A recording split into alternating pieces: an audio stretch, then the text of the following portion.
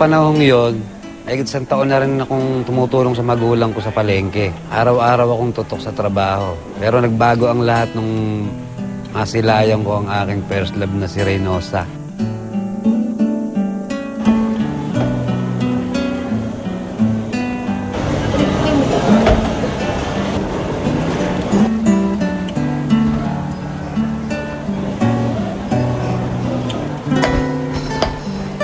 Halatang nagpapakyut siya sa akin. Kaya nagtaka ko. O anak, kumpleto na pala itong napamili natin eh. Tayo na, uwi na tayo. Minsan na may sakit si Lola, ako lang ang namalengke, hinanap ko siya.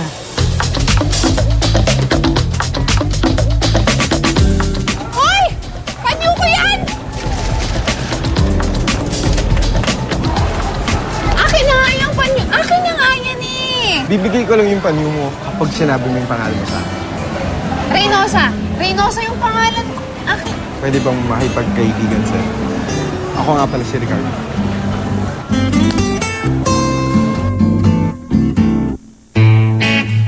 Ang nagustuhan ko sa kanya, masayahin siya tapos lagi siyang tumatawa. Kaya napamahal kasi sa akin.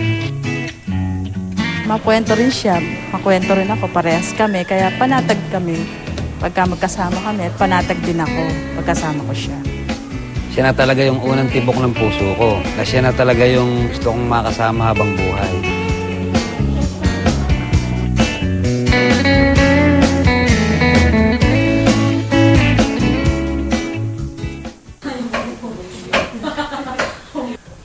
Ate, ito na po yung pinamalengke ko. Kaya pala gusto mong mamalengke mag-isa dahil lumalandi ka. Ate, hindi po totoo yan. Huling-huli ka ng kapatid mo. Kaya imbis na umalis ka, dito ka na lang sa bahay, maglinis ka. Bakit ba ganyan ang trato niyo sa akin? Di ba kapatid niyo naman ako? Ah! Ate! Ano ba? Sawang-sawa na ako, ha?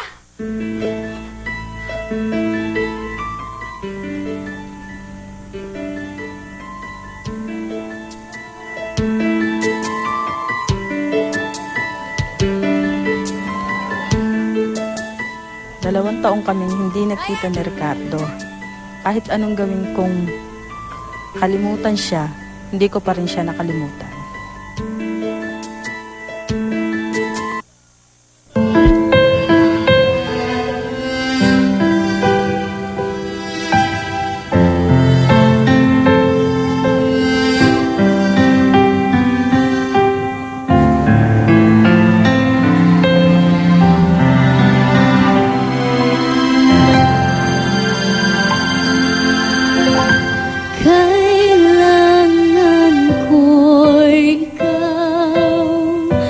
Dito sa piling ko, kailangan ko matama ang pag-ibig mo sa bawat oras na hindi ka nakikita. Para bang kay bigat ng nadarama o giliw na sangka? Bakit lumisan ka? Paano na ang puso ko nag-iisa?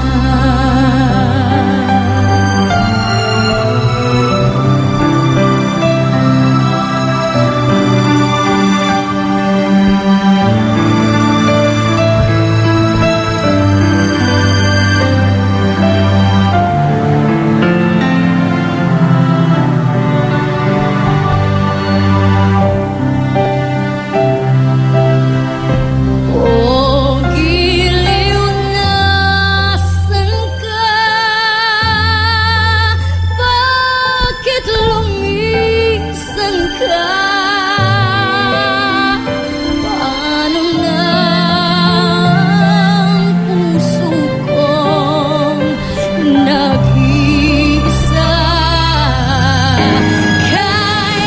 Kailangan ko ikaw sa bawat sandali.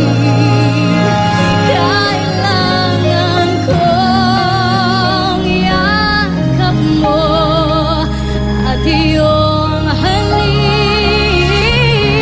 Kailangan ko ikaw dito sa buhay ko.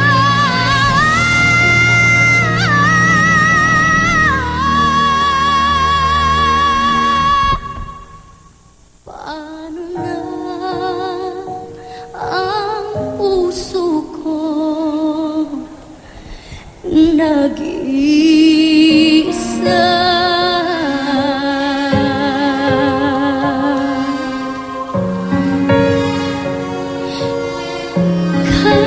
Kailangan ko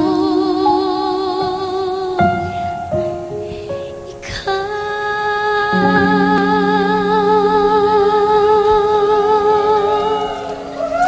Oh, wow.